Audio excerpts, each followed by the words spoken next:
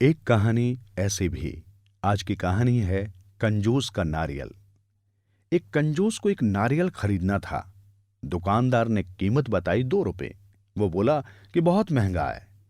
अगली दुकान पर तो 1.5 रुपए में मिलता है। दुकानदार ने कहा फिर वहीं से ले लो। दूसरे दुकानदार ने कहा मैं तो 1.5 रुपए से कम नहीं लूंगा, सस्ता चाहिए तो अगली दुकान पर जाओ। वो तीसरी दुकान पर पहुंचा। उस दुकानदार ने कहा मैं तो 1 रुपए से कम नहीं लूंगा, सस्ता चाहिए तो अगली दुकान पर जाओ। कंजूस अगली दुकान पर पहुंचा। वहां का दुकानदार बोला मैं तो 50 पैसे से कम न लूंगा। कंजूस ने कहा इससे सस्ता नहीं है। दुकानदार बोला वो देखो नारियल के वृक्ष, उन पर चढ़ जाओ और मुफ्त में नारियल तोड़ लो। कंजूस ने आव देखा न ताव पेड़ पर चढ़ गया और नारियल तोड़ लिया। लेकिन उतरते समय उसे नानी याद आने लगी। वो डर के मारे बीच में ही लटक गया और चिल्लाने लगा बचाओ बचाओ, मैं गिर पड़ूंगा।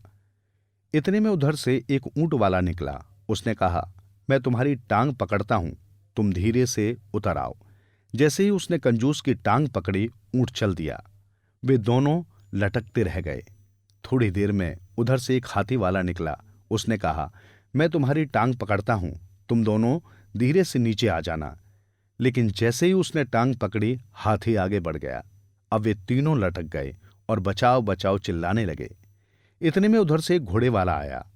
उसने भी ज्यों ही उतरने के लिए टांग पकड़ी, उसका घोड़ा निकल गया। अब वे चारों जोर जोर से चिल्लाने लगे।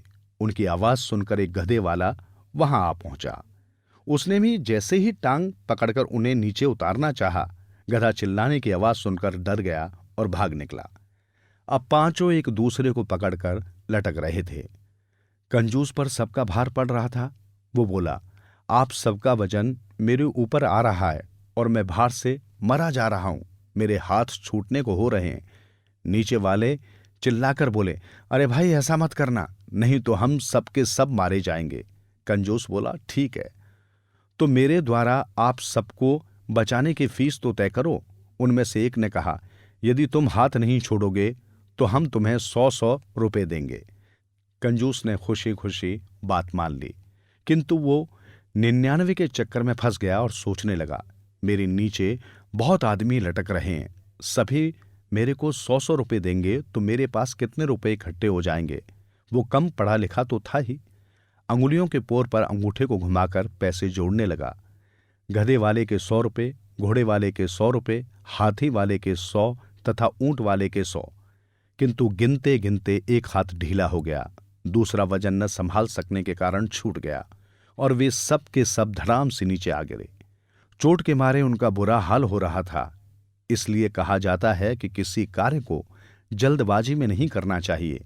बिना विचारे जो कार्य किया जाता है वो कभी भी सफल नहीं होता है।